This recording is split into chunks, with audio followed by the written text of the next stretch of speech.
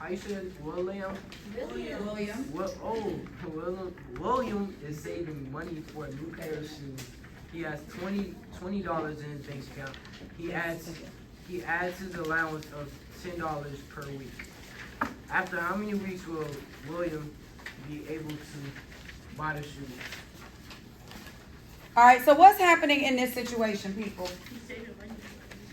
He is saving money. And does he have any money already saved? Yes, ma'am. Yes. How much money does he already have saved? $29. He already has $20 saved. And is he going to be able to add to that money? Yeah. What is he adding to that money? $10 per week. $10 per week. So what does he need this money for? Shoes. He's trying to buy shoes. Do we know how much money he needs in total? No. Why do we not know that? Because It didn't give us that information. What is there any other information that we do not have? How many weeks? How many weeks it's going to take him to save up what he needs? So how many unknowns do we have in this problem? Two. We have two unknowns in this problem. All right. So what are the variables that we're going to use to represent our unknowns? X and Y. X and Y. All right. So everybody should have on their paper that we're using two variables. So these are the things that we are working out. So make sure on your paper you have your first and last name, your periods, and today's date is the 18th. All right, so let's go. Excuse me, sir. Input variable. Input variable. What is the input variable in this situation? It is X. And what does X represent in this situation? Number of weeks. So let's go ahead and let's write that down. Okay. One more. Sorry. I didn't hear you. All right, so what is our input variable, people? X. So X, and X represents the number of weeks that he is saving. Why are we making that a variable? Because we don't know it, right? Yes, ma'am. All right, what is our output variable? Y. And what does the Y represent in this case? Total money. The total money either saved or the total money spent on shoes, right?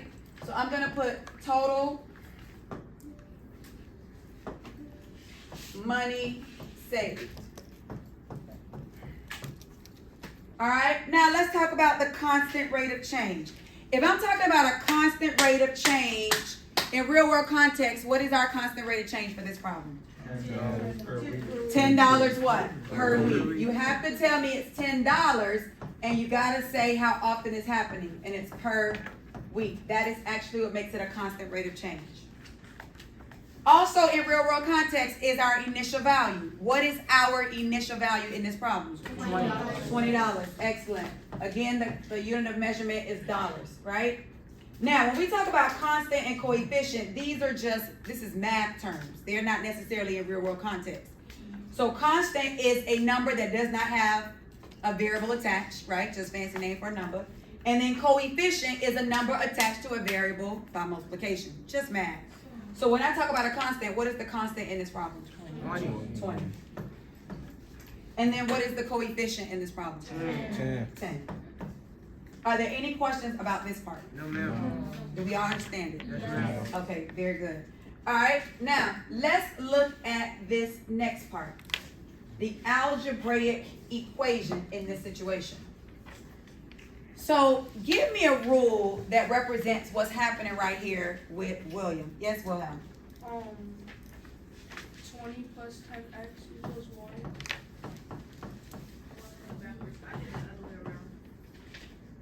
Does this make sense? Yes. He initially starts with what? 20 what? Dollars. Dollars. He adds what? $10 Per each week. week, and he ends up with some total number of dollars. Are you guys with me? Yes, ma'am. Money plus money gives you more money, right? This is a money sentence, so that's good. So this is correct. Excellent job, Wilhelm. Is there other ways we can write this? Yes. Yes. But before we do that, I want us to talk about the 3 ways in which we learned to write a rule yesterday. So with a linear function, we got 3 different ways we can write them. What's the 3 ways we can write a linear function? Casey. Casey. Slope-intercept form. slope-intercept form is one way. Standard form, Standard form is another way. and point slope. And point slope form. Y'all clap it out for Casey. Excellent job. And point slope form. So what we're gonna do is we're gonna take this and we're gonna write it in 3 different forms. What form you think I wanna start with? Slope-intercept form. What is the difference between slope-intercept form and standard form? Slope-intercept form, what's isolated? The y is isolated. In standard form, what is isolated? The c, which is the constant, right? What is our constant in this problem? 20. So when I write it in standard form, I want the 20 by itself. Are y'all with me? Yes? All right. Well, let's start with slope-intercept form. So everybody, we're going to walk through this together real quick. I'm going to put that this is given. And I want to justify each step as we go. So let's first write this in slope-intercept form. What is the first thing you want to do? What is slope-intercept form? Give it to me. What is it? Y equals mx plus b. This is not in that form. It's not cleaned up, right? So let's clean it up. I mean, technically it is, because I can identify my m and my b, but let's clean it up. So what do I want to do? Okay, do you want to subtract 20 from both sides? You want to use symmetric property. Why? To get the Y on the other side. To get the y on the other side, right? So let's do that. Tell me what it would look like if I use symmetric property. What would this next line look like? Y equals, no, 20 plus what? 10x. That's only using what? Symmetric. Because symmetric takes what's over here, put it over here, what's over here, right? Now, do I want to clean it up some more? Yes. What do I want to do? I want to use commutative property. So my next line is going to be commutative. And what is commutative going to allow me to do?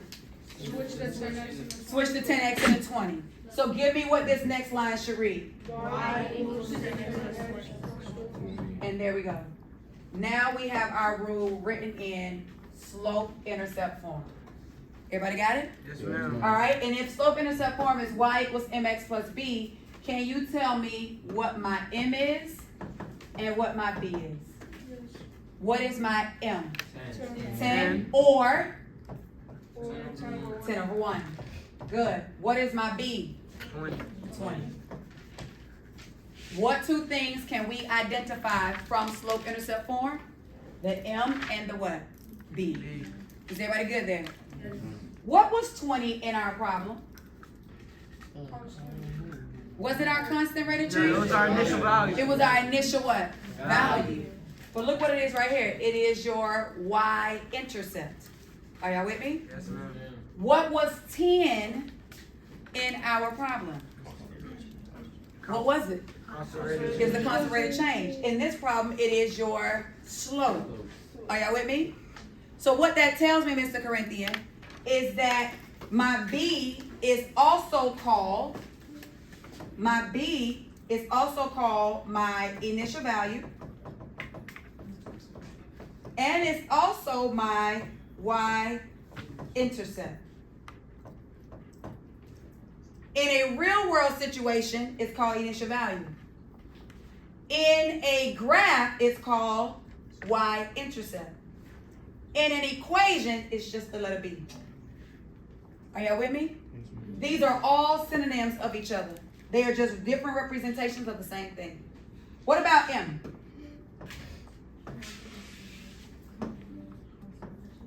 M is my slope. In a real world situation, it is our constant rate of change. And in an equation, it is your M. So if somebody say to you, if you know what the constant rate of change is, guess what you also know? What the slope is, and you also know what M is. Are y'all with me? Yes, ma'am. If you know what your initial value is in a problem, then you also know what your y-intercept is, and you know what your b is. Are y'all with me? Yes, ma'am. They are all the same thing, just with different names. We're going to work more with that, but is everybody good on that? Yes? All right, let's move on. I also want to write this in standard form. So we already have it in slope-intercept form. Now we need to write it in standard form.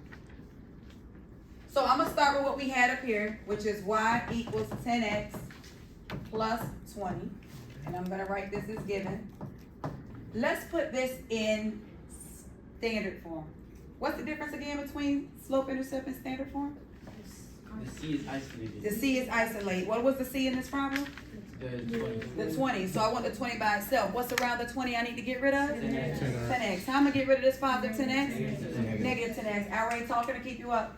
Get rid of this 10x using negative 10x, right? And what if I do to one side? I must what? So let's do it. Let's subtract 10x from both sides, right? Those cancel out. Tell me what I got now. Y minus 10x equals what? 20. What property got me from line 1 to line 2? Subtraction pole.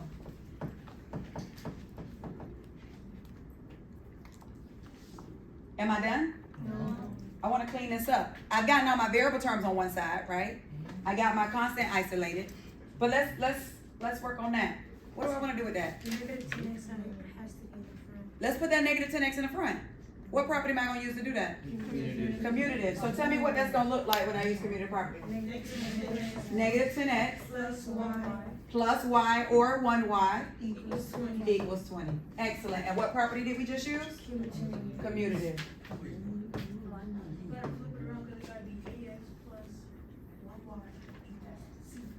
Everybody got it? Yes, ma'am. Can you tell me my A in this problem? Negative 10. Negative 10. Can you tell me my B? What's my B? AX plus BY equals C. What's my B? 1. And what's my C? 20. Does that make sense? This is standard form. AX plus BY equals C. Those are numbers. Oh, okay, so 20 would be C. Yes. Okay. Messing up. Are we all good here? Yes. Now, the last thing is what form? Point slope form. But let's come back to point slope form because I want to get some points first. Okay? So to get some points, where can we go to get points? We could go to the relation, which is a list of ordered pairs, right? And where do we usually find a relation, a list of ordered pairs? The function table, absolutely. Excellent job, John. Let's come right over here to this T-chart. Well, this is actually called a function table. T-chart is only 2 columns with your x's and your y's, but when we throw the expression in the middle, now it's called a function table because I'm giving you my function, my rule. All right, so what's our equation that we're working with? Let's do the one from slope-intercept form. What is it? Y equals 10x plus 20. All right, tell me what I plug in. What is my input variable? X. And what does it represent in this situation? Number of weeks. What's my output variable? Y, because Y depends on X, right? And what does Y represent in this situation? The total money saved, right? Everybody good? What am I putting right here as my expression? 10x plus 20. 10x plus 20. Any questions? No? All right, let's roll. You can stand up. Whatever you need to do to help yourself. All right, so where do I get these numbers from that go in my table, people? All these numbers. That's going to go here to represent number of weeks. Who picks those? We do, right? It don't matter, right? Let's just pick some numbers. Let's start with 0. And I'm just going to do a few. Maybe 1, 3, 5, and 10. What are these numbers that I'm plugging in here? What do they represent? Number of weeks that have passed by, right? Is this all the weeks that there are? No. There's a bunch of weeks, right? Can somebody have something different from me? Yes, but are we all still figuring out the same thing? Yes, it doesn't matter which numbers you pick. Alright, so let's go ahead and go to expression. Let's see what we got. So we got $10 for 0 weeks times 0 plus 20. What's 10 times 0? 0 plus 20? 20. Tell me what this represents. What does this mean? What, after 0 weeks, you're going to have $20. What does that mean after 0 weeks? He didn't start it yet, right? This is how much money he got at the very beginning before he starts. If nobody told me that before and never gave me an equation, how would I know just from this ordered pair that that is an initial value? How would I know that's the starting point just by looking at it? 0. Because it's 0 for x. And what does x represent in this situation?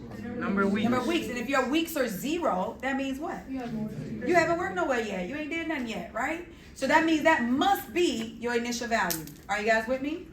All right, so I'm just going to put right here, initial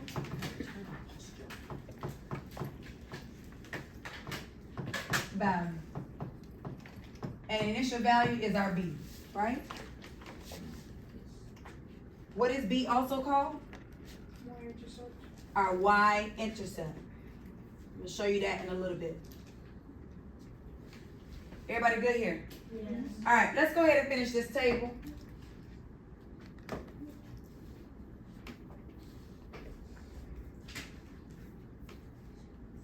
I'm just going to plug these numbers in.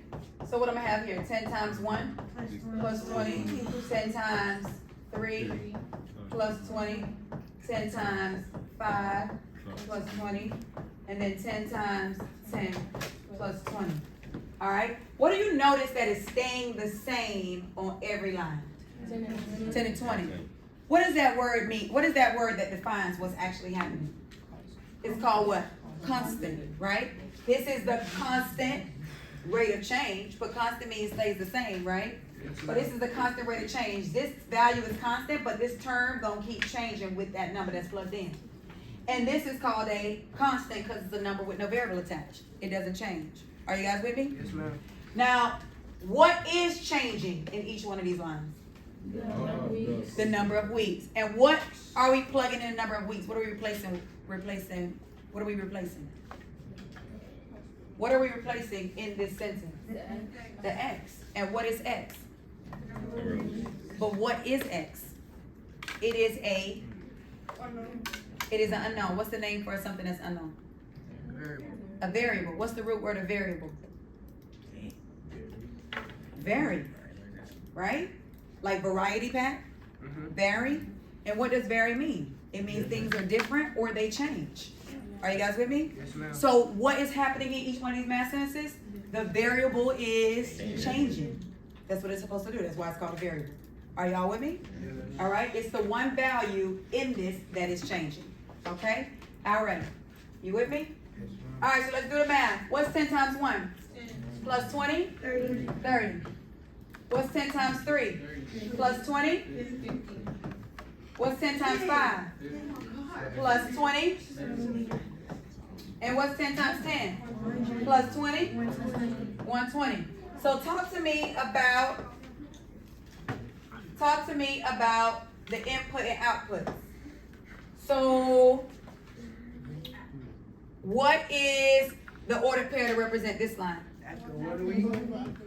After 1 week, we're going to have what? $30.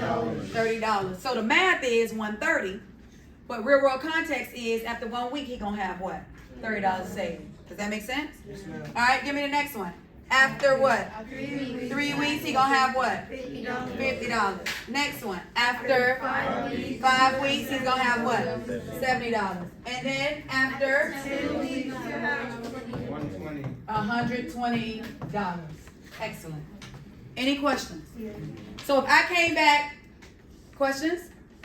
If I came back and I said, William found some shoes he really liked and they cost $120, what are you gonna be able to tell William? You're gonna have to wait 10 weeks. It's gonna take you 10 weeks to make that money, right? Hopefully they steal that price, right? Or less. What if William say, I gotta get these shoes in like 3 weeks? Then how much you gonna be able to spend? $50. Because in 3 weeks, he only gonna have what? $50. Are you guys with me? Yes, ma'am. Are we following? Do you see how we can use this, which are really just order pairs, in order to represent the situation? Yes? Now I want to show you something, but let's do something else first. What do we call a list of inputs? Almost. Domain. A list of inputs is called your what? Domain. So what is my domain right now? Thank you, Ricardo. 0, 1, 3, 5, and what? 10. What do we call a list of outputs? Range. And what do we call a list of ordered pairs? It is a relation. Make sure you got that noted in your notes, that it is a relation.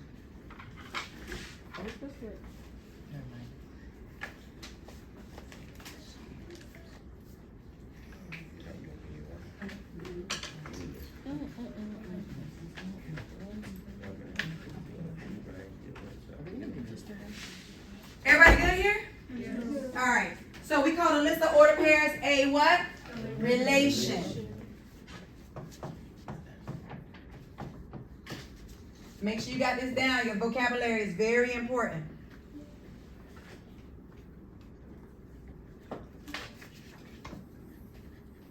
Any questions on this? Now, pay attention because I want to show you something that's kind of cool. Watch this. Just work with me. Give me your attention. Justin, you with me? What is the change in the Y's? What is the change in Y from 20 to 30? Increase by what? 10. What is the change in Y here? Increasing by what? 20. Increase by 20. What's the change here? Increase by 30. What's the change here?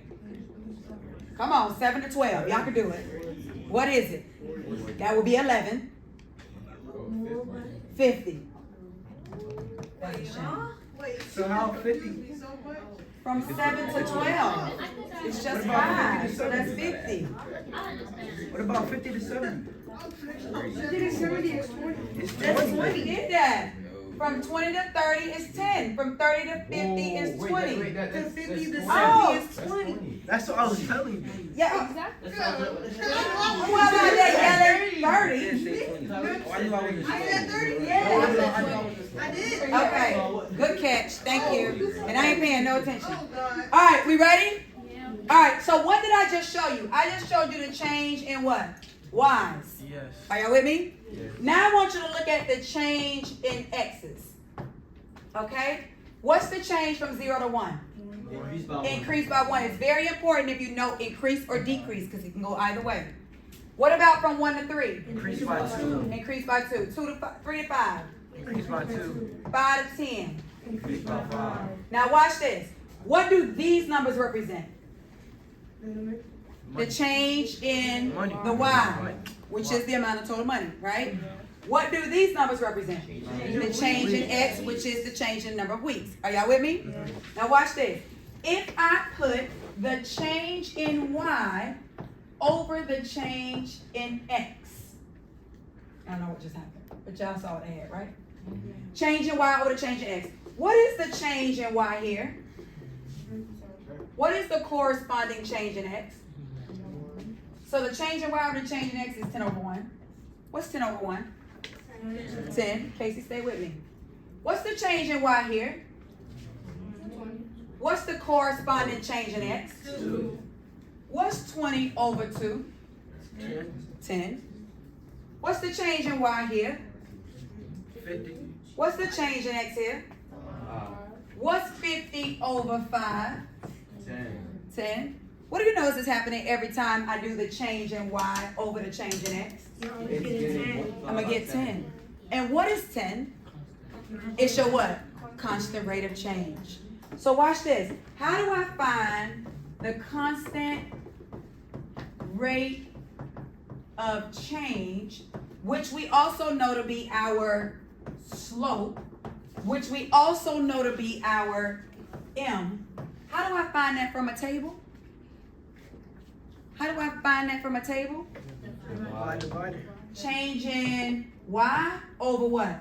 The change in X. Not the actual Y over the X. It's the change in the Y over what? The change in the X. Do y'all see that? And every time you do change in Y over the change in X, you will always get the constant rate of change. Does that make sense? That's how we find our constant rate of change. That's how we find our slope. That's how we find our ML rate from a table. Are you guys all with me? Yes. Are you following? Yes, ma'am. All right. That's going to be very important. How many of y'all heard about slope last year? And how do you find slope? It is the M, but it's also the change in Y over the change in X. That's what that is. It's the change in Y over the change in X. Are you guys with me? Yes. All right, we're going to use that again in a minute. But is everybody clear on what I just did? Yes? All right. Can I put this change in Y over this change in X? No. No. This change in Y have to go over this change in X, the corresponding one. Are y'all with me? But if we do that, it don't matter what numbers we use, right? Like, let's do one more. Let me give you one more example. Give me another number of weeks other than what we got. 20. If we put 20, let's plug it in. 10 times 20 plus 20, right? 10 times 20. I'm gonna help y'all, because I know y'all don't struggle. Oh, look at y'all. 200. And what's 200? Yeah, you up now. What's 200 plus 20? 220. So now watch this. Let's do this change in Y over change in X again. From 120 to 220. 100. Thank you, Al Ray.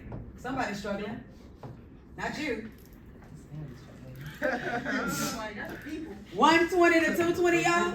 What's the change? 100. Oh, y'all know now. Yeah. Right, of course we do. What is it from 10 to 20? 10.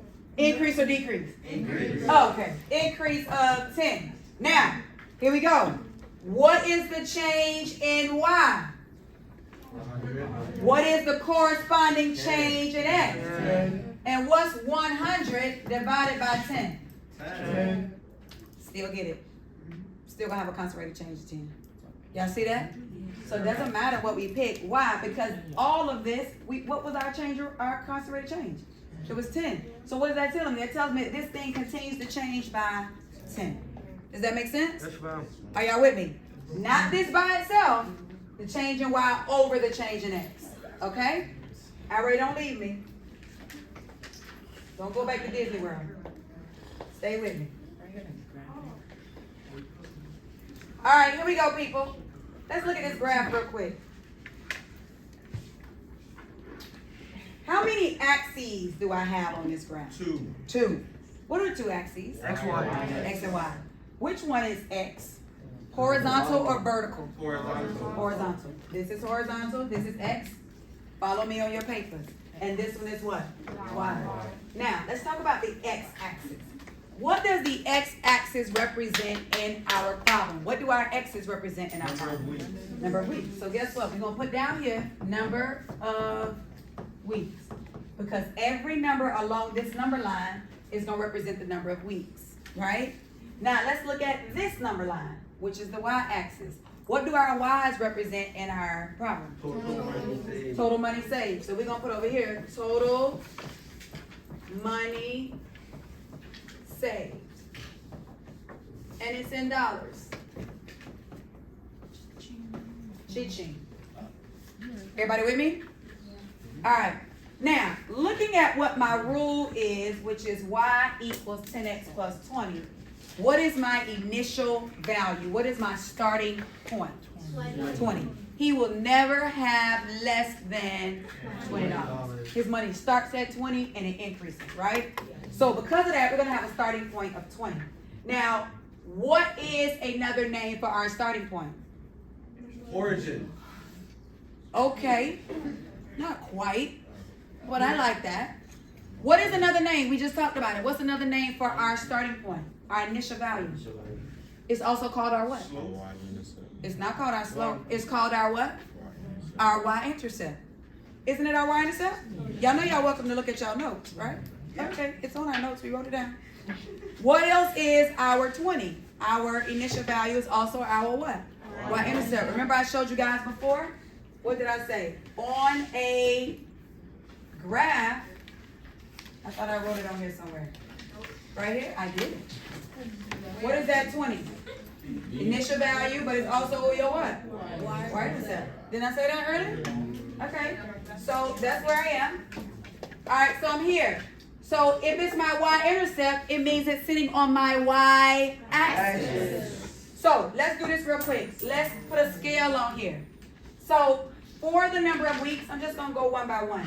So this is going to be 1, 2, 3, 4, 5 weeks.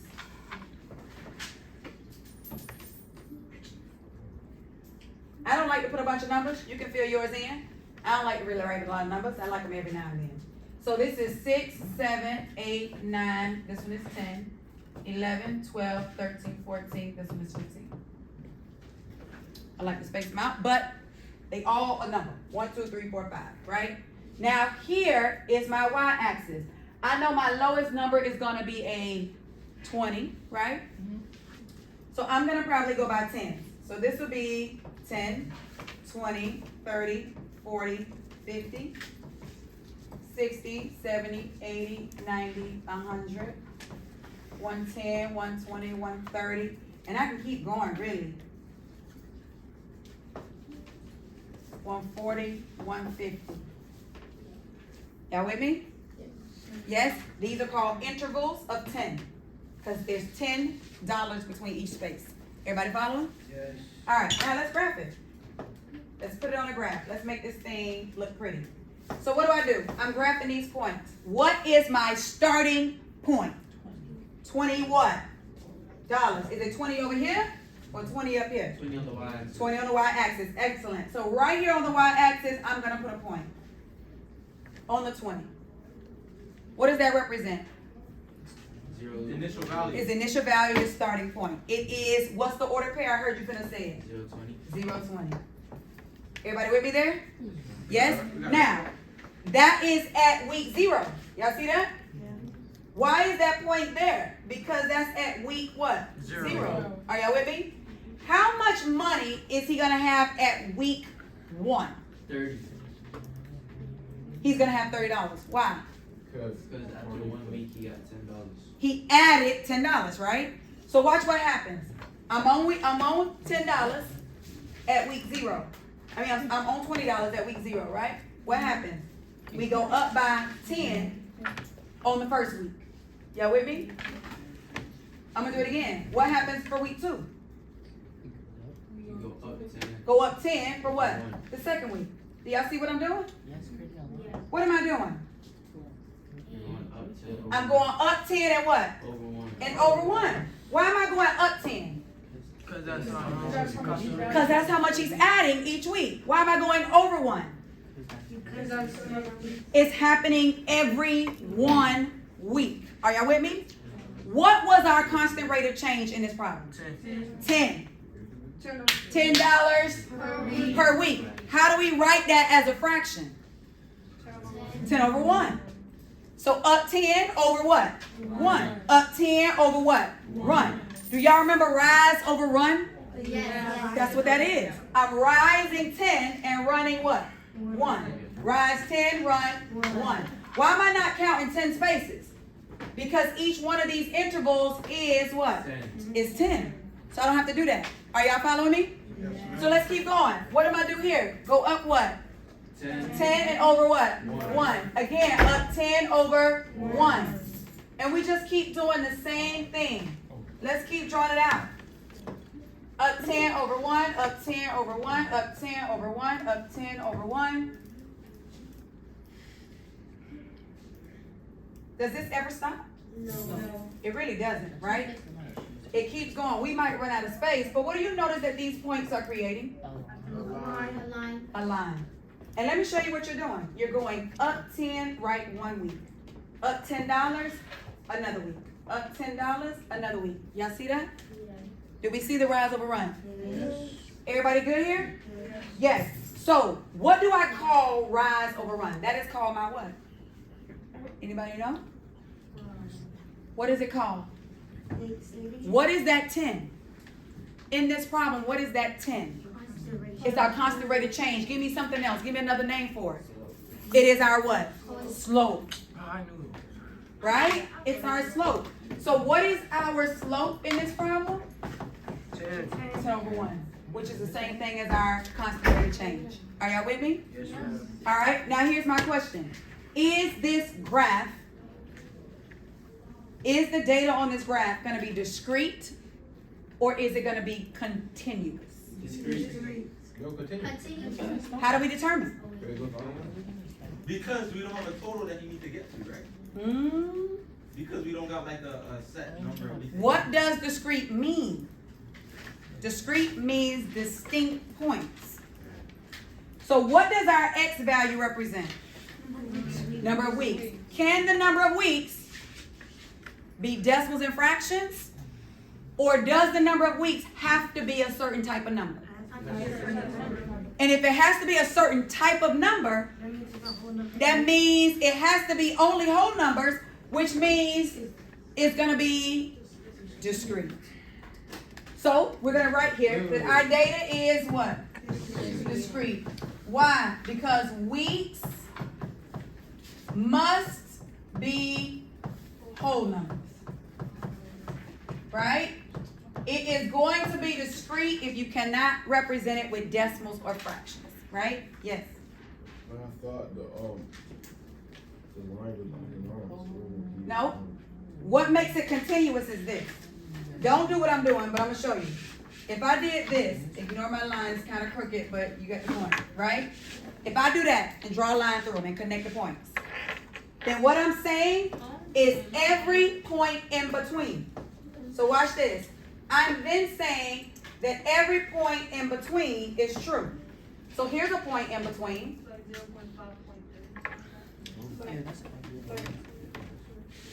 Like here, right?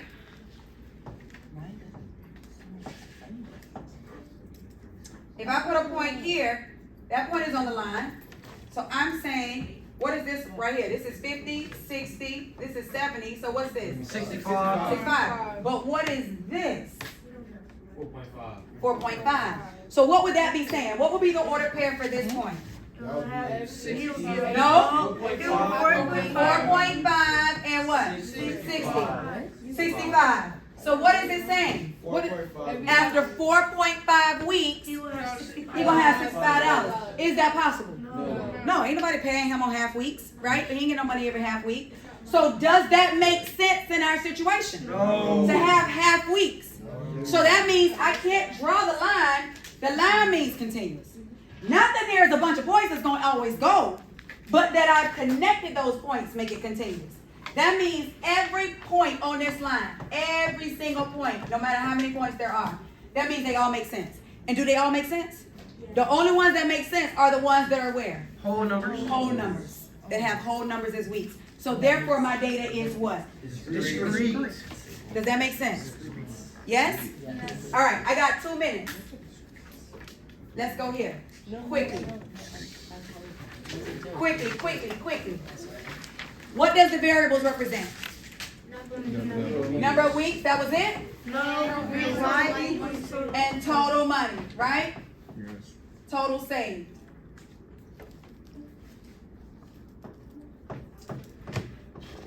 What is the initial value? $20. What was the y-intercept?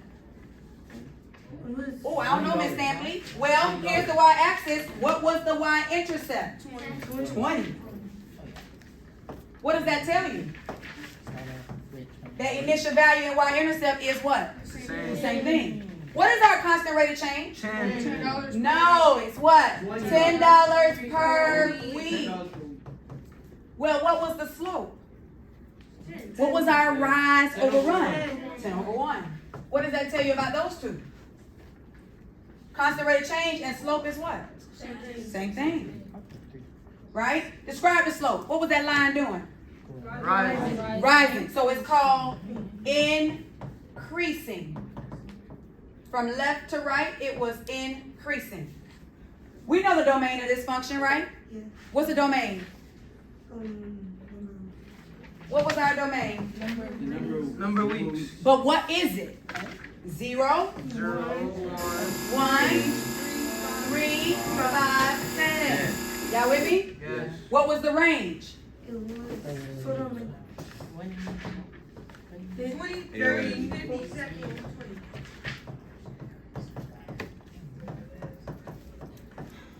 Y'all see what that is? So we know the relation, and we know whether or not the data is discrete or continuous, right? Yes? Yes, ma'am. What kind of data is it? Discrete, because the inputs are what? Specific values. Are y'all with me? Yes, ma'am. So only thing I want y'all to do tonight is I want y'all to finish this. Can y'all finish it? Yeah. And look at the bottom. It says if the shoes cost $110, I want you to determine how long it would take him to save for it. Can we figure that out? Yes, ma'am. Yes. All right. Leave your folders on your desk with your worker in it. Put your calculators on the left side of your desk. Yes, boo.